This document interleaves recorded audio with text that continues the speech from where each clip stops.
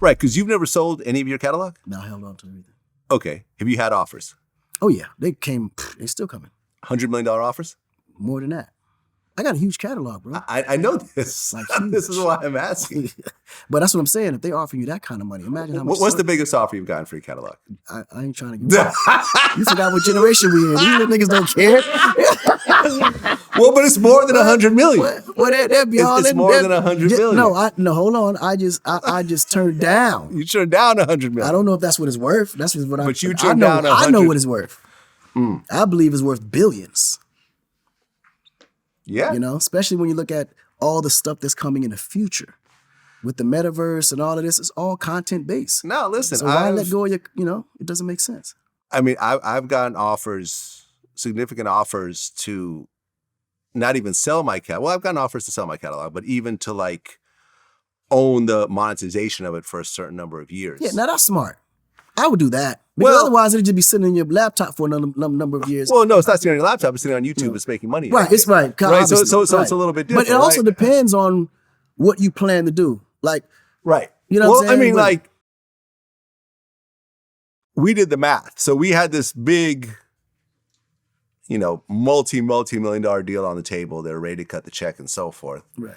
And we said, all right, let's just do the math on everything. Let's just figure out exactly what's going to happen after taking this check. And once we figured it out, they're going to take about 25% over the course of a certain amount of time. Of this time. Right. 25% of revenue. And we were like, we don't need this money.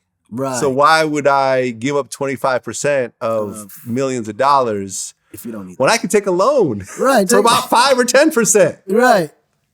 And not let go of anything. Exactly. And keep all the monetization the whole time and just pay back this loan. Right.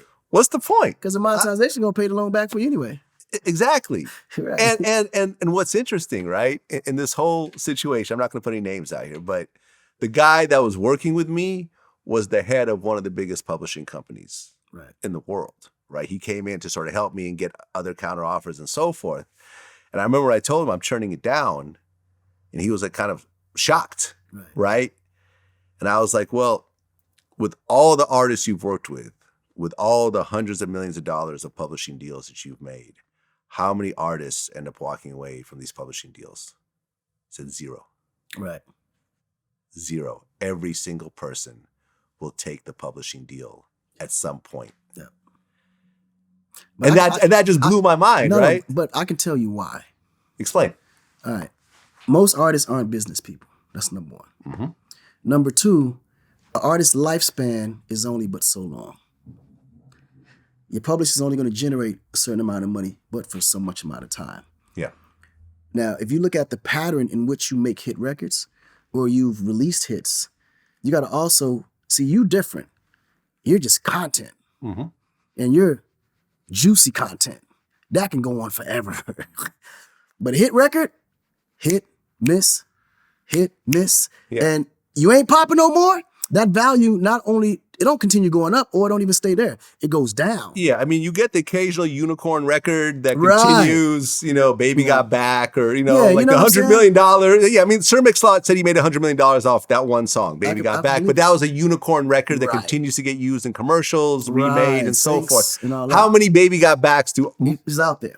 Does 100 artists have in their catalog? Usually 0. Right. Exactly. You know what I'm saying? Usually so for most 0. artists, it's actually smart to get that big check now and invest that big check into something that's going to be sustainable. Yeah, and how often do they actually do that, though? They don't often do it. They don't often. Producers and writers, that's different. Which you are as well. Right. Now, I'm looking from a producer and a writer standpoint because that can go on for as long as I continue to write or continue to produce. Now I'm in your arena. That's just creating content. Mm-hmm. It never ends. You know what I'm saying? I mean, honestly, I think that at a certain, I mean, it's already happening to a certain degree. Like the serious YouTubers are going to surpass the serious musicians. Oh, 100%. It's already happening. It's about because I have, okay, look, I know in my head, based on the questions I put together, about how many views this interview will get. Right. Right?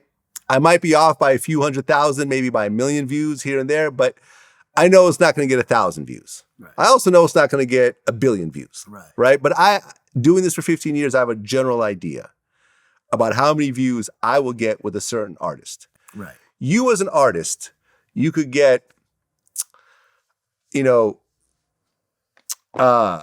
Southside to do the beat. You can get Lil Baby to do the feature and Future to do the hook, and you do the verses, and that song can still flop.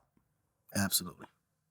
For whatever reason, the magic is not there, is not a hit. It doesn't matter. Yes, Lil Baby's fans will check it out one time. Right. The fans and the various people will check it out, and there'll be a spurt, but it won't be a hit song like a Smack That or a Mr. Lonely.